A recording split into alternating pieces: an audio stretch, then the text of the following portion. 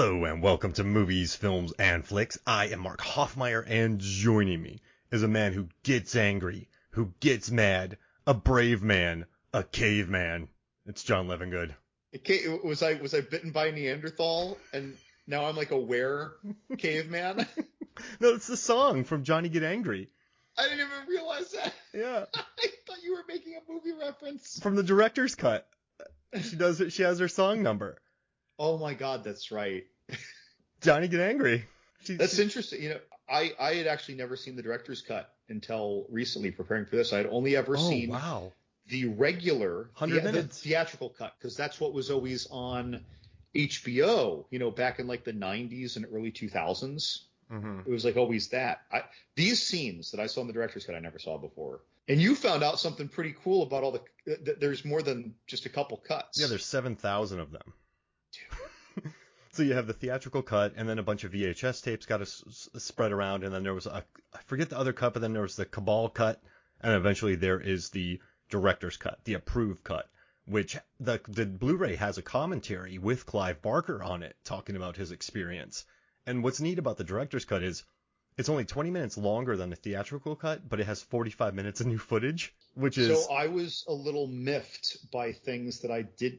I couldn't pick out all the things, but even like in the closing fight finale, I know that a lot of things were missing, even if I don't know the precise things.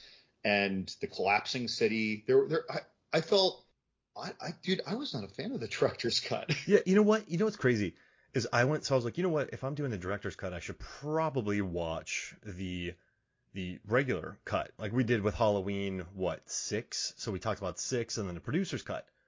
And call me crazy, but the original cut, the 1990 theatrical cut, it's pretty tight. It's yes, it doesn't go into a lot of the lore, but it's a tight 100-minute experience, and it's still effective nonetheless. Watching the 100-minute cut, I can understand why people wanted a director's cut, because so we've discussed it before. We would love to watch an Event Horizon director's cut, but we don't think it's necessary. Sorry, I'm not speaking for you, but I don't think it's necessary, because what makes those scenes in Hell and Event Horizon so iconic for me is there's just enough. You're not like, you know me, I analyze movies not to make fun of them, but I like looking for quirky things. And like in Event Horizon, you don't see anything really like that takes you out of it. So I think it's the perfect amount. This, I mean, yes, there's a lot more focus on the slasher. It's a great looking slasher, and it's Cronenberg speaking in a monotone the entire time, and it's wonderful. But the director's cut, it's good, but it still feels disjointed to a certain extent. So if I'm going to watch one, I'll probably just do the 100-minute cut from now on. But I mean, I'm happy I watched the director's cut of this movie, and I do not want to watch the Cabal cut of this film. But I think there's just... So John, can I ask you a question? I was really wondering about this, and you and I have been podcasting together since 2015. We have talked about so many monster movies, so many zombie movies, so many horror movies. But like, you know that TV show on Netflix, The Movies That Made Us? Like, what are the monsters that made you? Like, so the movie monsters. Like, so growing up, like, what were some formative... Because you talked about renting this with your allowance, and like, what were some formative monster movie experiences for you, or monsters that really kickstarted your love for monsters? I don't know if you remember. I mean, we're not talking about a Freddy Krueger. We mean monsters. So like Krueger's very much so like these monsters, slasher. I guess are these monsters I guess humanoid, but when she's walking through the city and you see all the different monsters. Oh my God. You know what I mean? Like going through a menagerie. It was like Flight of the Navigator, looking at all the terrariums of all the creatures from other worlds. And that is 100% a movie for me. Flight of the Navigator is 100% one of those. I have two others, but I was wondering like what, I mean, yes, there are a lot of humanoid monsters in here, and that's fine if you want to talk about Freddy, but like what were can you give me some humanoid and non-humanoid? So, monsters. I mean, things like, Critters, big impact. They were fun movies. They were the right time for me. And then, even though not absolute horror, but like the Xenomorphs, the alien menagerie spawned by H.R. Geiger, they're really big for me. Pumpkinhead, although really the first movie is the only one I'm going to call a good film. Yeah. The second one is a little entertaining, and after that, they become like, let's watch a bad movie tonight for fun. There's four of those, by the way. Anyone who isn't aware. But I think of movies like that. I think of, oh gosh, I think of movies like The Kindred, where there was kind of this tentacle monster. It's from I want to say 88, 89. It was usually the tentacle monster things, though. Like in a way, I remember the monster that came out of the cave and grabbed a dude, this big crustacean thing in Big Trouble in Little China, more than I remember monsters that I see throughout entire movies. Oh, what a great monster. Oh man. That was a beautiful. Yeah, you know what? That really stuck with me as well. I think you could probably guess my number one, John. Are we going with Jaws as the monster? No, but we've talked about this creature. Trantor the troll? That's in my top three. I'm sorry I'm putting you on the spot here, but Rancor. Oh, okay, yeah, sure. For me, like just the monsters in Return of the Jedi. So I love the Hafwampa in Empire Strikes Back, right? Great monster. But for me, when Return of the Jedi, when that creature puts its arm around C-3PO when he's walking to the prison, the Gamorrean guard slapping it, the Rancor, Salacious Crumb, how mean it was.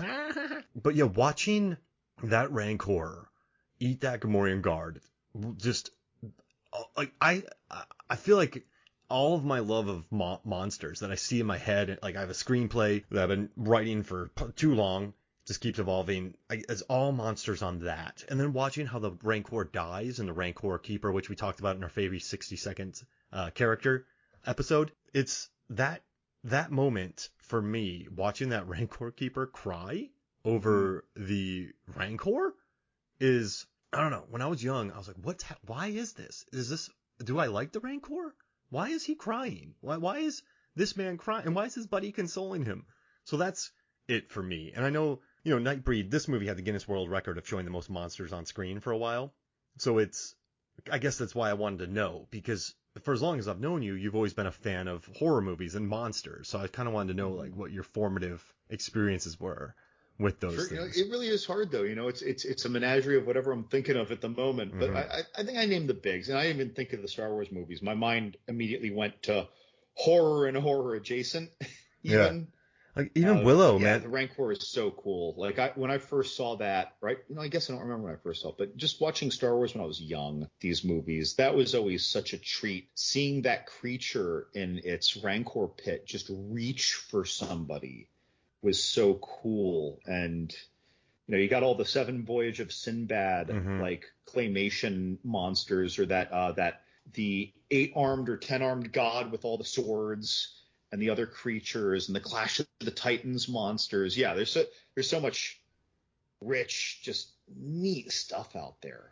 Yeah, and the trolls from Willow too. I just thought they were super mean. Oh my god, and the two-headed like moat drake thing in Willow. Oh, so cool. Yeah. For me, it's just I'm just all about those monsters. And this is, what's kind of crazy? I felt like, you and I have talked about this. In '90, I felt like I was pretty hip with whatever by this time I was watching pretty much tons of movies, and I felt like I pretty much knew all the horror movies that were on the shelves. But for some reason, Nightbreed has always gone under my radar. And for some reason, maybe it's just the VHS box, the DVD box, but I've always had the wrong opinion of what Nightbreed is. It's much more sensitive. It's much more Clive Barker-esque. You have the monsters who aren't the monsters, and in the commentary, Clive Barker said he was very James Whale, so a lot of Frankenstein, early Universal stuff, where the monsters aren't exactly the monsters, it's more the people. For me, looking at this, it seemed like this movie just seemed like these monsters were super cool on the cover. And I was like, what is this movie? Are these awesome, cool monsters? Like, what are they? They almost looked like a gang. Like if the Lost Boys were all different kinds of monsters. That's a great point. Because if you think about Lost Boys, that was 3-4 years prior to this. So you just put them on the cover and they all look cool. But that's not what this movie is. Well, yeah, like your Near Dark cover too. This gang of people, but you know that's a vampire movie. You know it's just a group of vampires. And the Lost Boys, you know it's a group of vampires. And this, you're like, I don't know what I'm looking at. With the Monster Squad, you know exactly what you're getting when you see this group of things, right, assembled on the cover. This one, they almost look like they're a band, and Craig Sheffer is the front man. Yes, yeah, like Midian and the Go-Go's. Midian, oh gosh, Midian and the Thumb Claws, and the Hornheads. But right. It's this movie. Baphomet and the Midians. Baphomet and the Unnaturals. Oh, I love that name. But yeah, it's a very sensitive movie. When I think about Hellraiser, which is also Clive Barker, I think of, for me, what comes to mind is just nastiness, and not in a bad way, but just it is a mean movie. The basic antagonist is a man in that movie who's turned evil, and then eventually you have the Cenobites who come in very briefly to kind of take him out because he's been bad. But yeah, and they're very neutral. Yeah, so like you always have the human Barker likes to have the human as the villain, at least in this, at least in Nightbreed and in Hellraiser.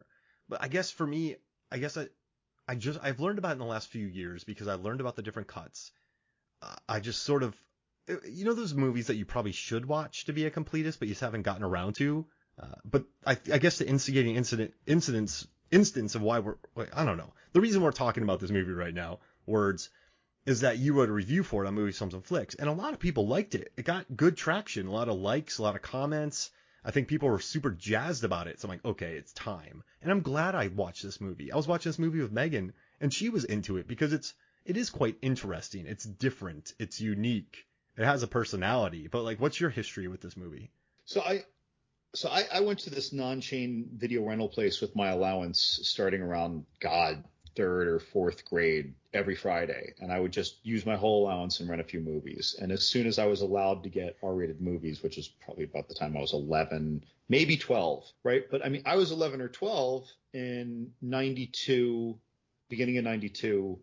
I was 11. So but I mean, this came out in 90. Back then, it took a solid year to get to videos, right? And if this came out in late 90, this might not have hit a video store until almost 92. So chances are I saw this on new releases and got it first then. And I know I've rented this multiple times between middle school and high school, partly because it was awesome, partly because I don't know why Porcupine Woman, she did something for 13-year-old John, and Smoke Woman pulling a Bram Stoker, but it, but you can watch almost any cheap horror movie and get that. You return to the movie because it's a good movie and it's cool, and these characters, again, it's not. I'm not going to liken this to true Star Wars Cantina level, but there are so many creatures that either had memorable lines or did memorable things or that played a memorable role teaching you something about the world or the diversity of personalities in Midian, right? And the diversity, not just the diversity of forms of creatures, but what are they doing there? Some of them are these insane, uncontrollable, Hulk-like abominations from maybe some forgotten era, even maybe they're from the time of Revelations. Beats me, right? And then you have these other ones that are more beastly, and the Smoke Woman, who has the daughter who had escaped out, right, that Boone's girlfriend saved. She even refers to the diversity of powers they have, but she's really just referring to Bram Stoker's Dracula. She says to become smoke, to turn into a wolf, to know the night, to fear the sun. And so she's speaking purely Bram Stoker lines there. And so it's very interesting how they're bringing up things like that they're almost were-like creatures. And Peliquin, in a way, he just gets a little more monstrous. And Boone, he's almost like a were-rune demon, right? And then, but very few of these people changed their form when they aggress, right? Most of them, they just are. And some of them can go in the sunlight and some can't. And, it's just it's showing you this breadth of mythologies within its own mythology. And I just want to know more about this world. And how did Midian get there? Mm-hmm. And why is it there? How many places has it been? Why Baphomet? Or they call it Baphomet. But Baphomet, whenever yeah. we have a goat-headed demon in movies, and it's come up in so many horror movies, it's Baphomet, right? This goat-headed demon / devil. Often it has breasts, actually, like women's breasts in illustrations and old occult illustrations. But it's a big name demon in our world and our theologies and our occultisms. And so it's cool seeing that as their savior. It's one of these ideas that the underworld, right, that your antithesis of heaven, that your antithesis of angels, that your antithesis of, I guess, the Christian God, is what we're used to thinking of as evil and a demon, and they call it the baptizer, and they consider it sacred. So there's, I don't know, but you have different people whose different roles are just introducing you to these things. It's like this is magic to me. Like, it's so cool. It's like being introduced to the Avatar world, except it's an underworld where a bunch of monstrous people live. And you're right. There's so many different rooms and dynamics, and what's going on in there? What's going on in there? Why is that creature eating another creature? There's cannibalism in these cages? Or is that why they're in the cage? Because that thing was just eating a dead body in Right. that thing. So did it murder somebody in there? I mean, or I'm sorry, or like the notion of ghouls, yeah. grave eating ghoul. Maybe that's what that's touching on. Right? I guess they are in a cemetery, but it's it's almost like a Nightmare Before Christmas before a Nightmare Before Christmas, because Clive Barker said that one of the biggest problems he had with the studio was that they didn't want nice creatures. They didn't want to have humans slaughtering these things. I mean, there's scenes where they are just shooting these monsters. They are just murdering these helpless creatures. And it's sort of a flip of the tropes where normally it's monsters killing people. And then, but what's interesting too, and I don't know if you like this, but what Barker does is that this is a world where there are monsters who are gentle. There are monsters, but then there's also berserkers. So it's not this pitch perfect world of we are monsters, we are saints. They are just different, and they've been hunted and killed, which could mean a menagerie of many different things. Because Barker loves to put that kind of stuff in there. He references James Whale, who also did that in his films. But, the outcasts, the LGBTQ plus community. Like he said that this was kind of a place where like the different monsters went and they were kind of chased away from society. But also you can look at it like that, or also you can just look at it as these are cool monsters in a cool place with a cool backstory, with cool dynamics. And where do they get these glass jars to put water and eels in? Like, where do they get all these clothes from? It's just an interesting world, I guess, for me. And I think you're right. It makes you ask a lot of cool questions, not how do they even do that? There's good questions. Yeah, in no way do I want to sound mean or discrediting, but again, I very much disfavored the director's cut. Yeah. But for me, the reason is that the director's cut removed things that I liked that were there, replaced them with things that I kind of like less, because I want a director's cut because I want to know more about this world. Mm-hmm. Right. And in fact, everything that was added was instead focused. It was a little more romanticized. Yeah, Laurie and Aaron. Right, a lot more scenes in both the beginning and end of them, and it was more a journey of their relationship, in my opinion, at the expense of the gravity and brutality of the slaughter at the end, and some little bits along the way that I can't quite put my finger on. But you see, I didn't want that. It's not that isn't valuable. Right? It's that I want to know more about this world.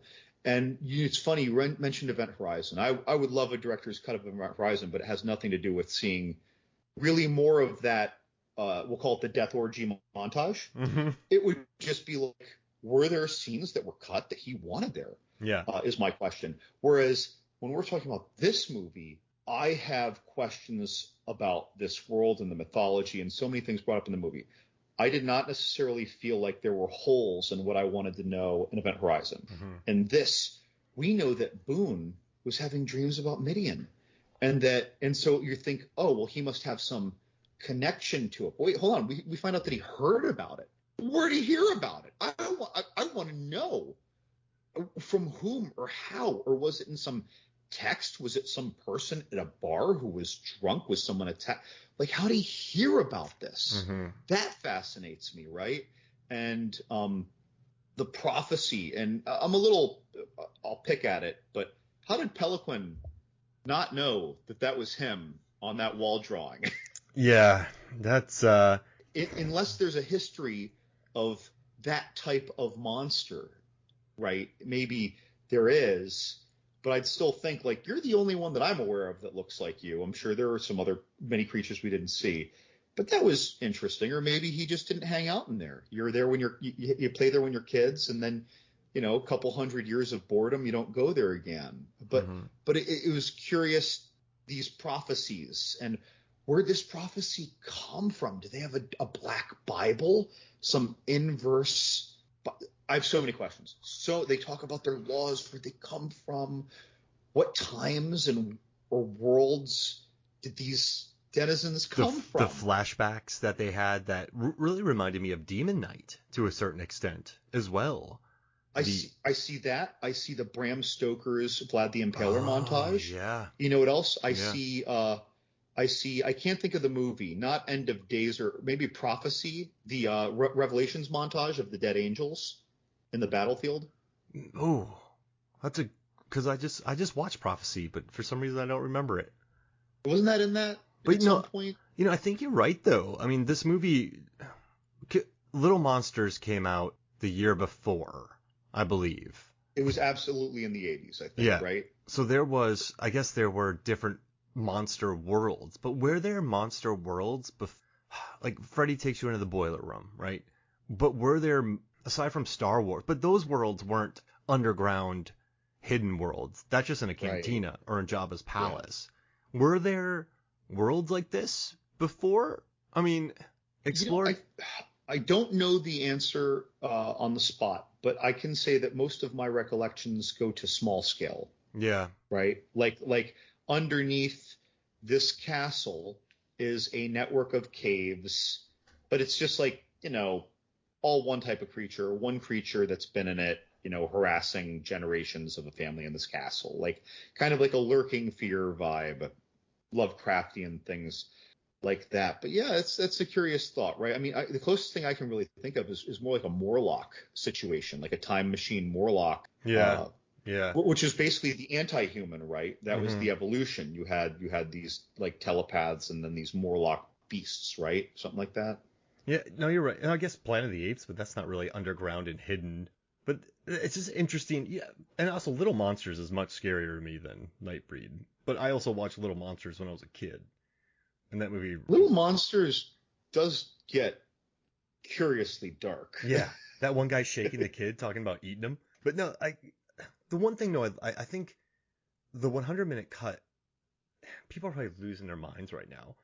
But I remember watching the 100-minute cut and going, that's really tight. There's not much meat on its bones. And that's not a insult. But this is what I'm thinking. Sometimes I like to play this game where you are a studio executive, John. You shot this movie for $13 million. You shot it in Pinewood next to Batman 1989. Big studio space. This movie has Midian has some big sets in here. There's some large sets in this movie. Very Indiana Jones Temple of Doom too, with all those crossways. So cool. But then you watch it and you just think to yourself, I wanted Hellraiser. It's like when the Canon guys watched Texas Chainsaw Massacre 2 and they just went, Toby, you murdered us. Like, we're done. Like, why did you do this to us? But you're a studio executive. You see Clive Barker's cut. And, in the director's cut, in the commentary, he said this is the way it should be. This is Aaron and Laurie's story. And I do like Laurie because she's, and Bobby, she was talking about this during there's a 72-minute documentary as well about how they got here. But she's also talking about how she likes Laurie because Laurie's like, everyone's like, you should go away. She's like, no, I'm going to the underworld. I'm going to find him. I liked her attitude on that. But Barker believes that it's the story of Aaron and Laurie. But if you're a studio executive and you wanted Hellraiser and you get this movie, the director's cut. Now, this is not a slight on Clive Barker, but you're going to be kind of scared, John. You're going to look at Button Eyes, or, Dr. Philip K. I like Philip K. That's funny. It's a good reference. Like Decker, Philip K. Decker. You're going to want to go back to that iconic mask, or like, I'm evil. I'm the worst. Like, just, I don't even know what point Cronenberg has in this movie. He's a psychiatrist who gaslights a mentally unstable man who then goes to a place and gets killed, but then he becomes a Nightbreed, and then Cronenberg wants to come and kill. Is he necessary in this movie? I don't know if he's necessary, but it's really cool. I really like it. Good. In the theatrical cut, because again, I find the addition of Laurie, saying this having seen the theatrical cut many, many, many times, and the director's cut only once, to be fair. So it's like the movie I know, right? But I feel like adding this whole Laurie thing, if anything, is more distracting. She was in there a good amount to still be a relevant, significant character throughout the movie. She wasn't a throwaway character or anything. When we gave her all this more stuff, we're taking away some other stuff. Or even if we're not eliminating minutes of screen time, we're dividing our interests and our focus of why is this happening, what's important here. In the original cut, the theatrical cut, we're just dead set on David Cronenberg, his doctor, his psychiatrist, and Boone, and what's going on there. Is Boone a killer? What's going on? By the way, this is a creepy psychiatrist. Wait, the psychiatrist is the killer. Weird side plot. Wait a minute, he's always going back and forth trying to use Boone to set up his murders that he can enjoy murdering and have someone to line this up on. So this is all happening. Is it necessary? No, but it's cool. It's interesting. It keeps us a lot more engaged in the seminal 30 minutes of a horror film that, other than a cold open, are normally dragging for people, right? Because that's not where we're world building. So it was cool, and I especially liked that in the theatrical cut, but not the director's cut. The psychiatrist becomes apparently a Nightbreed from some kind of association with the original Shrine to Baphomet, and with our priest, who is already a dodgy Catholic priest, right? Who was turned zealot for this inverse Bible, right? And he's like worshiping the shrine with his literally crucified dead guy who was killed in this battle, and he comes back to life, and the priest rejoices. And it's such a dark, twisted, again, like this, I know very, very religious people might call this sacrilege, and they're not wrong, right? But at the same time, it's not. I think it's being presented as this inverse of our normal views, not necessarily an evil version of our normal views, right? It just seems so distorted. And at the end, it might feel a little evil. I don't know. There's so much neat stuff going on here. Eliminating that hurt me. And also, as someone who likes, gore and horror and good action and seeing money spent on the screen, when you see literally what I'll call a third or a quarter of the massacre at Midian at the expense of romantic scenes with Laurie, I don't know. And her killing herself, and then him biting her when he doesn't even have fang. I don't know. Just, to me, that felt forced. Interesting. Her suicide felt forced. His changing her felt royally forced for me. So you know what's funny, John, is you and I kind of have the same reaction too, because I think we both like Clive Barker wanted to build a horror mythology from the ground up, and we really appreciate that. This is a world that is completely new from his novella, from what he wrote, and so it's really cool to have these new visuals on screen. But it's funny, I watched the director's cut first, then I watched the 100-minute cut, and this is the fourth time I'm saying it, but I just went, that's tight. Like, it's a tight 100-minute movie. I I almost appreciated the brevity of that because it's a much more simple plot at this point. It's psychiatrist pins murders on this guy. He gets killed. He comes back. He becomes a Nightbreed, and then the town and the psychiatrist go to kill him or the all the monsters. That's it.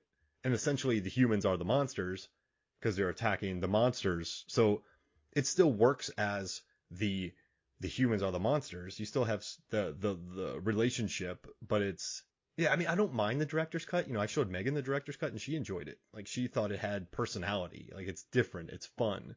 But yeah, I guess if you've been watching the 100-minute cut all these years and then you add a lot more to it. Yeah, we both have weird experiences. I have never watched this before. I saw the director's cut first and I enjoyed it. But if I had to put something on when you ever come visit, like we're putting on the 100-minute cut. Yeah, and then of course there's the Cabal cut, right, which is 3 hours and 42 minutes. Now, you know why I want to see that? Because I was informed by people online that most of what was added was more about Midian, more dimensions of Midian, more story and world building with Midian. Mm-hmm. So I'm all in, right? And then there's a 4 hour and 2 minute cut. There's something longer than the Cabal cut, or there's two different Cabal cuts, right? So, but one of them was 4 hours and 2 minutes.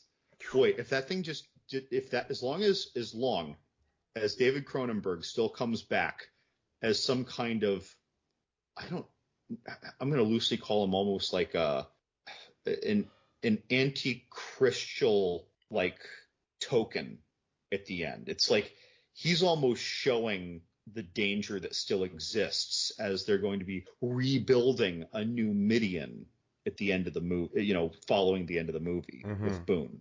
Like, yes, they're going to go rebuild, but hold on.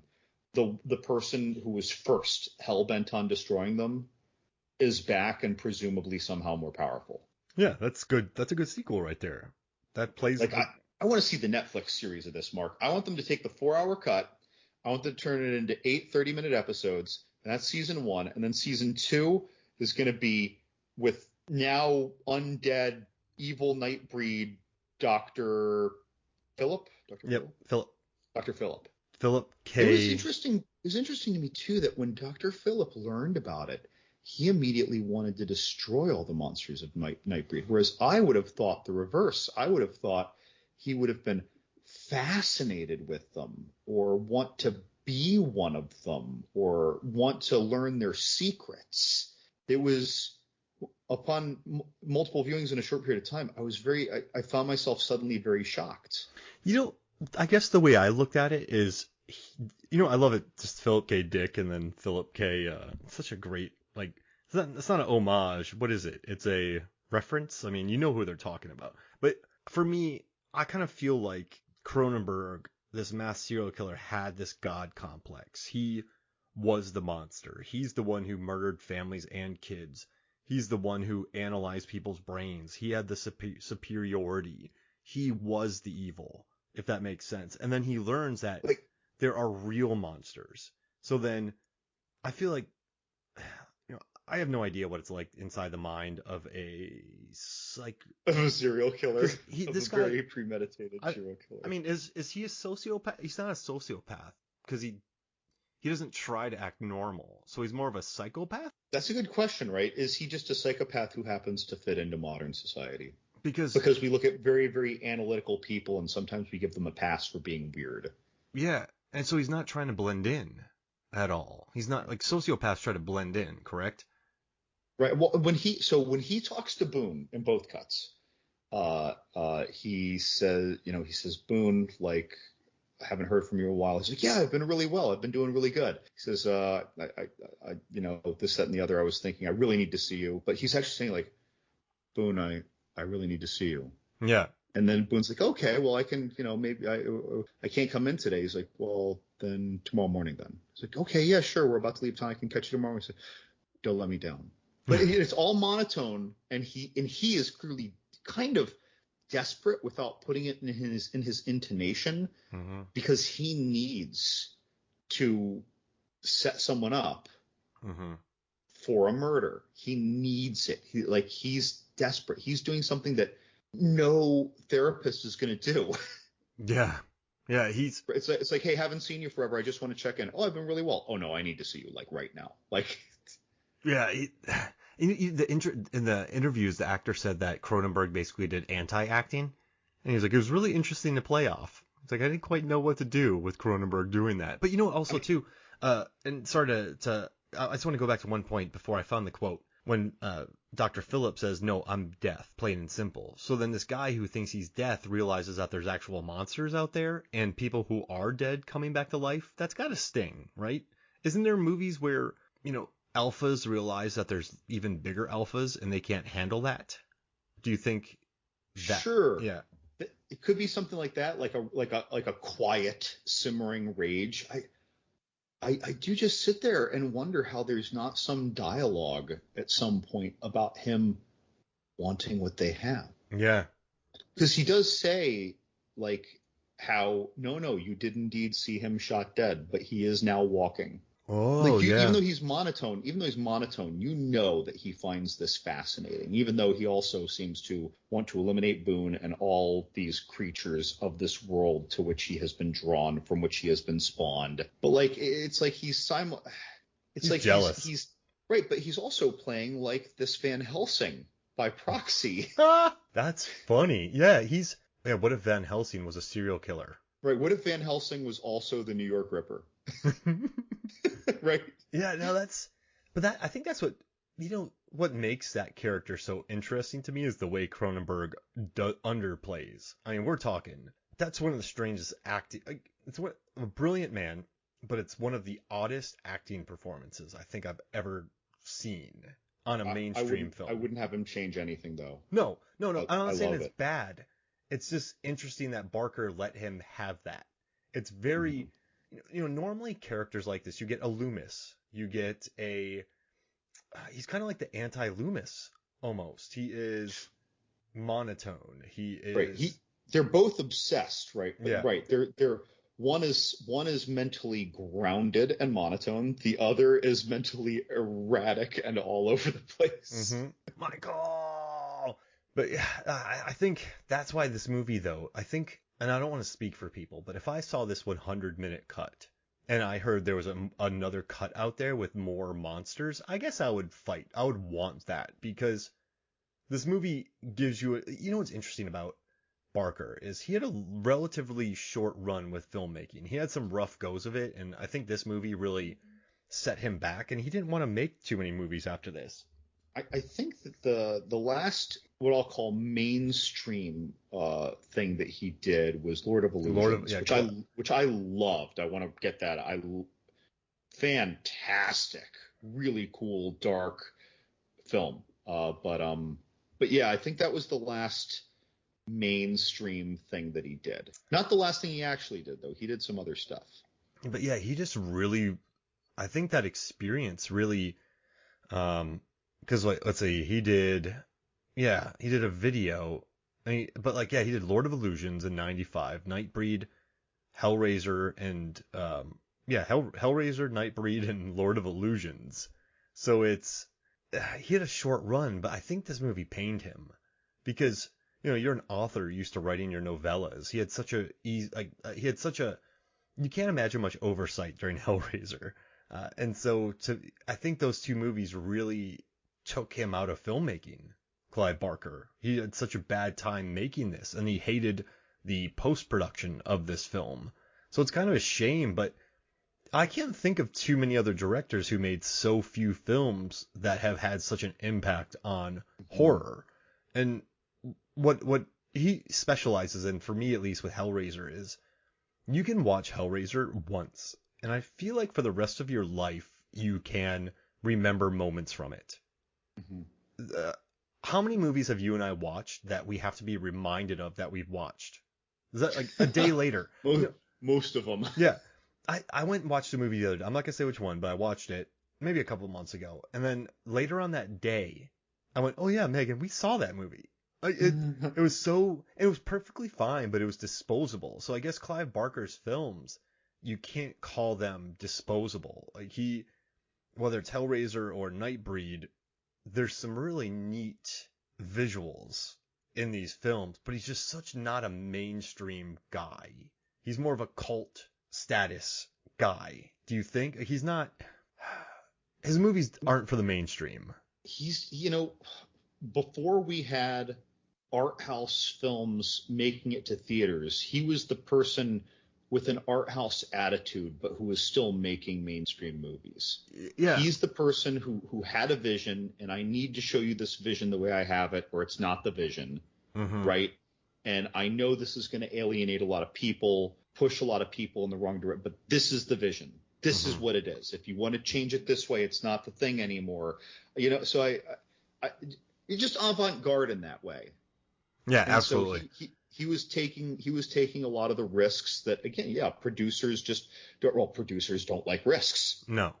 They want guarantees. They want something that feels so much more familiar to get people to want to go see that thing because it reminds them of Halloween, or it reminds them of Nightmare on Elm Street. They want, or reminds them of Gremlins even. And so they're going to go see Critters, and then go see Munchies, and then go see Ghoulies, right? They want that, of course. But Nightbreed is not that. Yeah. No, it is not. It's I mean, even the trailer, I watched the original trailer before I watched the director's cut just for kicks. And I'm watching this, and in the trailer, it's even saying, it's a world of monsters, but in this world, the monsters are the good guys. But you're watching this trailer, and of course, the scenes that people chose for the trailer don't really depict it that way. It just shows monsters looking monstrous. The big mouth opening and... So it's like it's almost like the trailer makers didn't even quite know how to approach this, between the voiceover narration in it and the images, the little supercut that they put together. Because if you watch this trailer again, it's like they're talking about one movie and showing you kind of a different movie. And if you haven't already seen the movie, you're like, is this the right narration for the right trailer? This summer, Clive Barker has created a real happy film. And then the Caveman song comes on. But it's, but also too, if you think about these monsters in this movie, are they the good guys, or are they just not as evil as, because nothing they really do is quite good. They're slaughtered. The humans are the evil ones in this movie is what I'm saying. But it's not like the good guy. And people call this Clive Barker's X-Men movie. And I'm just thinking, how is this Clive Barker's X-Men movie? This is not, are they talking about Xavier School for Gifted Students? That's why they're at Midian? Because they can't exist in the real world. It's just odd. People don't quite know what this movie is. Yeah, I'd sooner call it, Clive Barker's Lord of the Rings. It's just the scale is so small. Yeah. Does part of you wish that this movie had $13 million budget? There was a lot of stress on him during the production of this. Do you wish that this movie had let's say a $7 million budget? And so you instead of 13? Yeah. And so you don't have the gigantic, ginormous sets, but you do have more Clive Barker creative control, less people breathing over him. When I think about M. Night Shyamalan movies, I want an M. Night Shyamalan movie that costs $15 million. Old cost $19 million. The Visit costs $5 million. I want a low budget M. Night movie because that's where I think he thrives lately. So, do you think this movie, if this stuck to his $7 million guns, could have been more effective? It couldn't have done as many monsters or world building, but there would have been minimal action. Yeah. But minimal gunplay action. So you wouldn't have had that. No berserk. You don't really need the berserkers. It's an interesting thing. Maybe the berserker is in there. For me, I would rather see this is what it could have, should have, and there's 4 cuts. So I can't complain. But I do think a smaller, more Hellraiser version of this, a Insidious version of this, might have worked better for me. Because yes, there's a beautiful amount of monsters in there, and it did break the Guinness World Records, but you don't see them enough. You just kind of see a little bit of them to think they're cool, but maybe make 12 of them. Maybe... Does that make sense? Sure. Because like what can you do with 12 monsters that you, or what can you do with 26 monsters that you can't do with 12, to be real, right? Yeah. Do we need that many? There were some that looked like throwaway monsters to me, by the way. Yeah, yeah. No, there was like there's some with scarred faces, and during the attack, some of them are running around, and you could see that they're clearly meant for when you do Walking Dead, you have the A zombies up front, the B zombies in the row back, the C zombies in the back, and then all the way in the back you have people wearing masks, zombie masks. So you had some of those front and center, but I guess for me, make this smaller, put this more on let's say what's his name, Cronenberg, bringing some cops who don't have flamethrowers, going in there to kill. You know what I mean? Like, Yeah, make it and they don't slim. have dynamite. Yeah, no, Or maybe it's cheaper if they only have dynamite and handguns, because then it's really just about the threat of them exploding and collapsing Midian, and then there's not this huge Revelation scale gunfight. yeah, like think about the claustrophobia of the first Hellraiser. You could make that cheap. Think about Insidious when Patrick Wilson goes into the further. That movie had a $1.5 million budget. And yes, it looks cheap, but I hate saying woulda, coulda, shoulda. I don't know. That final gunfight's fine, but it just, I don't know. It's a fun movie though. I don't want to sound like I'm hating on it, but I would have loved to have seen Clive Barker's 5 million cut. I don't want to give up anything that we got. However, if the difference was that there was more storytelling than we received, then I'd be more interested. Even if it was just people in a room having conversations about things, like Boone having questions about, but what does this mean? How did this happen? And, you see some wall drawings and he's just telling a story or something, right? I do hunger to know more, but I don't want to lose what we had. I do like what we had. But there was some throwaway stuff. Yeah.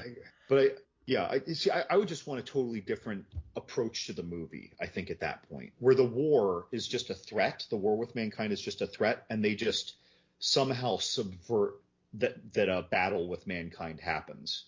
Mm-hmm. And it's more about the storytelling. I'd be more for that if we were to have our smaller budget. I mean, Button Eyes is still scary enough. You don't need a militia with him. But then that wrecks the whole point of humans are evil, the whole James Whale, the whole Frankenstein vibe.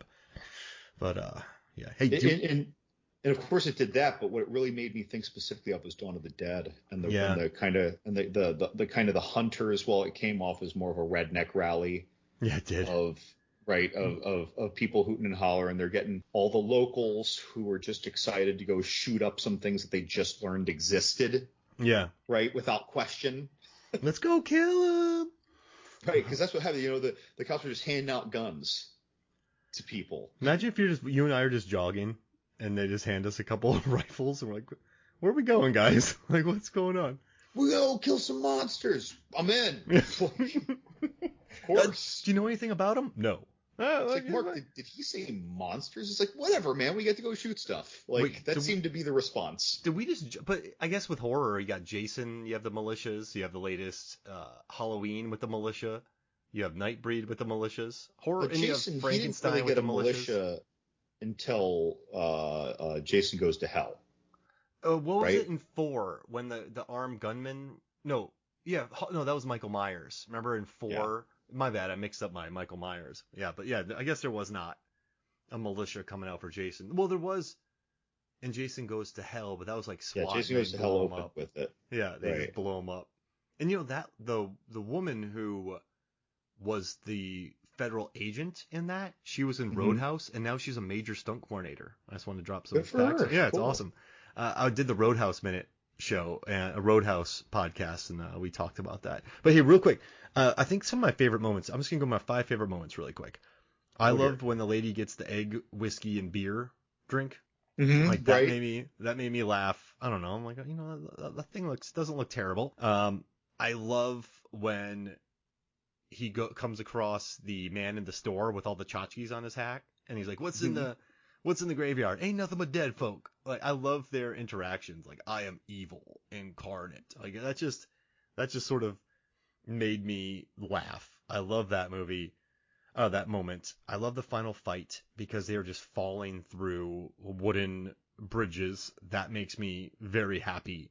And I think another one is when Cronenberg is going to try to kill, I have her name right here, why do I not remember it, Lori, and Aaron just starts punching the guys in the chamber, I guess, when he's talking to, the head of Midian. He just starts socking monsters in their faces.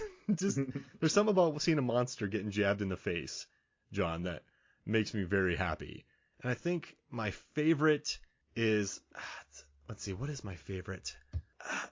I do like both endings with the priest. I like that in one he just sort of kills the cop and he wants to go on the hunt of that group, and then in the other one where he makes Cronenberg come back alive. I think that's interesting. I like it. I think it's what Malcolm Smith, Father Ashbury. I like that ending. I like the look of him a lot at the end. I love that makeup job. So those are my five favorite. I thought that was kind of an honor play on the priest in The Blob, 1988. I've never watched it. You've never seen 1988 The Blob, Mark? Oh my goodness. Amazing. So amazing. Goopy, amazing special effect. But okay, I got to calm down. But in that, a priest towards the end, when the town is unifying with the military, they're trying to take care of this gigantic, ever-growing, absorbing blob, right? The priest is disfigured. He's like attacked by a piece of the blob. And it's acidic nature, mutilates his face, and you think that he's done for. Then at the end of the movie, you see him and he's disfigured and he's like a tent evangelist now, and he has a dead eye, and he's speaking about, the things to come, almost in a this is the apocalypse and you just don't know it yet, even though we took care of the blob. This is the end of days. You need to prepare. And then he goes back behind his little, we'll call it behind his pulpit, if you will, in air quotes, in his tent, to a little area behind a curtain. And he has a jar with the piece of the blob still alive that disfigured him. And you know that he's planning his own end of days with his blob fragment that mutilated him and that changed him and transformed him and his views. Could he go to the middle of nowhere and unleash it and let it grow?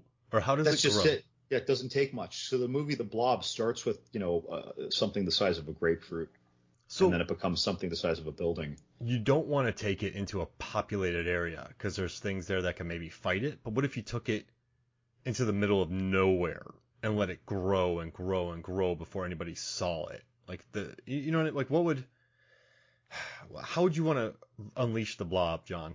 I think that with the pandemonium, even in our modern era, if you just drop that in someone's lap at Shea Stadium, they're probably going to run around. They're probably going to bump into people.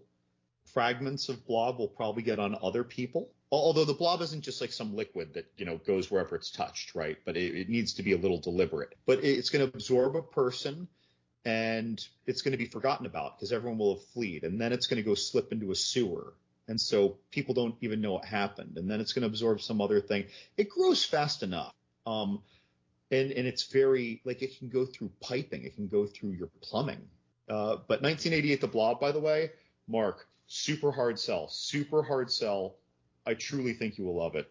Okay. For some future episode in the next year. I worked with the guy who I did a movie called Undocumented Executive with the guy who got eaten in the sink in that movie. Amazing scene. Great scene. And so he was the guy who got eaten in the sink.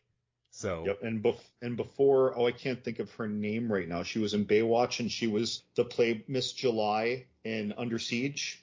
Oh, Erica Eleniak. Erica Eleniak. Yeah. She has a small part in The Blob. And she ends up, her body ends up taking vengeance on someone who was prepared to not engage in something very consensual, and he gets it in a very bad way. Yeah, no, I'll watch it. I'm excited. Sounds like fun. I mean, if it's John approved. What's great? Well, there are certain things that I like, and I don't know if you'll like it. Whereas this, I'm like, dude, you're gonna like this. There's a lot of commentary in it. It's interesting too because This was clearly very influenced by The Stuff, 1985, but of course The Stuff was very influenced by the original The Blob. It's just that you can see that the 1988 Blob is not just a remake of the 1955 The Blob. It's a remake of The Blob, but it's really going more off of The Stuff, in my opinion, for some of the visuals that it approaches. Just like we had Poltergeist and then Dark Skies, and the remake of Poltergeist reminded me more of Dark Skies in some ways than the original Poltergeist. But it's just the chain of influence, if you will. Yeah. No, I will watch it. Because what do we have? We have Breakdown and the Saw franchise. And if I love Blob, we can just do that. Mm-hmm. Hey, could we do something? Could we do something real quick? I was just looking at this. I just sent you a link in Skype, but let's do a quick 1990 movie draft. A 1990 movie draft. That is a little intimidating. There's a lot of movies, and I will give you first pick. So just 1990, not 1990s. Okay, are we specifically going to exclude? I think let's just officially exclude Nightbreed. Okay. What do you say? Yeah, let's do it. Okay. I don't think I'm going to use your link. I think I'm going to use my horror movie index. Okay. Because the things I know I've seen in a more time. Oh, okay. I'm taking Tales from the Dark Side, the movie. All right, Tales from the Dark Side, the movie. I'm going to do Gremlins 2. Gremlins 2. Because that one is an all-timer for me, the new batch. I'm going to take TV Stephen King's It. Oh. All right, I need to go big now. All right, It. Is it Stephen King's It or just It? Stephen King's It. Stephen King's. Oh man, that was a crazy one for me. Growing up, oh my gosh, when he's in the sewer. Okay. Yeah. Let's see. Tim Curry at his best. That was a great pick right there. So I'm not gonna take Maniac Cop. You can get over yourself. Because you haven't seen it. Yeah, that's right. You know what? I don't care. I'm gonna take Death by Temptation. That's a great one. That I reviewed that way back in the day. I'm gonna go Bride of Reanimator. Oh, Bride of Reanimator. I like that. That was so bonkers. All right, I'm gonna take Misery because the rare Oscar-winning horror film. Good pick. That is a good pick. I'm gonna go. How many are we doing? 5. And I have 3 so far. Mm-hmm. Okay, no, there's some good picks out here. There's some fun picks in 90. I'm gonna go. See, there's a sleeper cell. I don't know how that's gonna be received. We're putting this up for voting, right? Yep. All right, I'm gonna go. Okay, I want Child's Play 2. Oh yeah, that's a fun one. All right, so I'm gonna take the Night of the Living Dead remake because I think that's a good remake. I agree. You know, people get on that sometimes, and I think it's for all the wrong reasons. I love it. I like that they're like, these zombies are slow. I'm going to walk around them. And Tony Todd, the ending with him's they kind of cheapen the ending of the 68 version. But, you know, Tony Todd's great. It's cool. And they brought some good gore. Yeah. Real good gore. Oh my gosh. There's still a huge one left, John. I hope you don't see it. You hope I see so many things that I want though.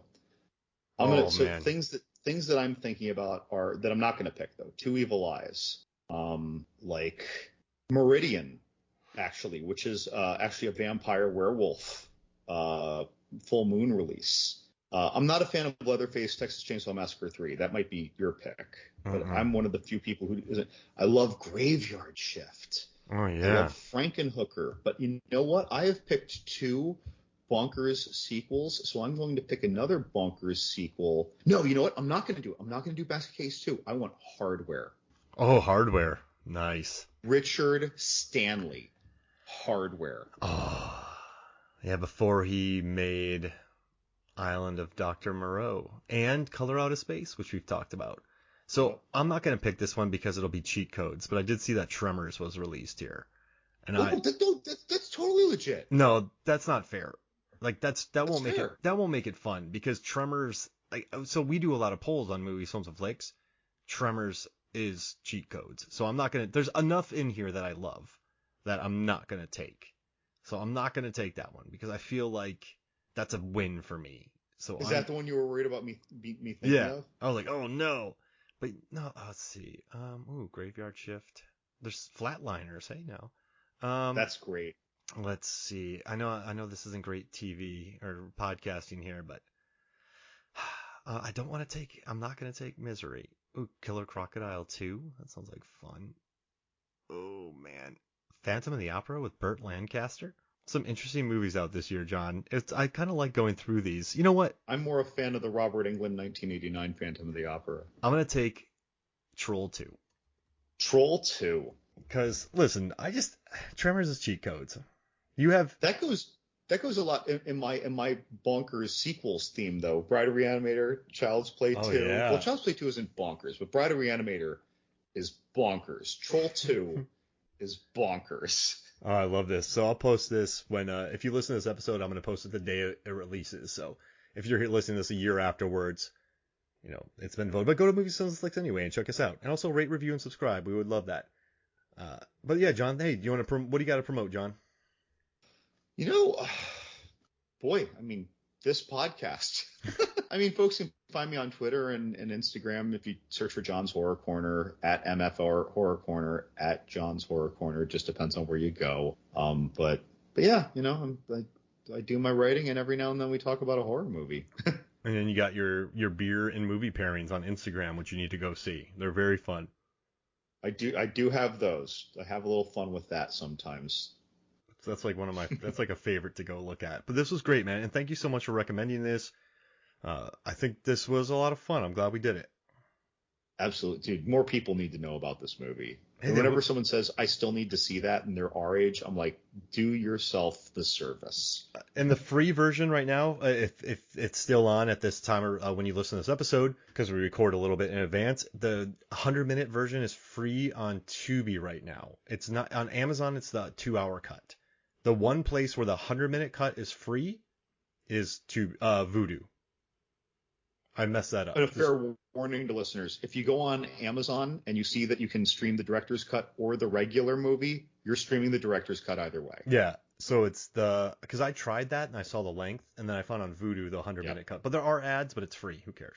But yeah, check that out. And also, thank you so much for listening. So for me, Mark Hoffmeyer, and for John, the caveman, the strong man, Love and Good, this is Movie Sons of Flicks. We'll see you next week.